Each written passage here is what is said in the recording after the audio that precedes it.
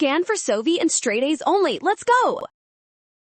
Nerve cell signaling can be tricky, but we can solve this biology problem fast by focusing on how to maximize the signal response between neurons.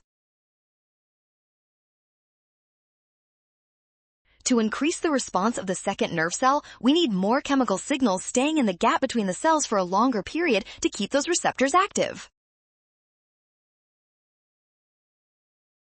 Preventing the signal from re-entering the first cell through the transport protein keeps the concentration high, which directly boosts the signal strength. This makes option B the perfect choice here.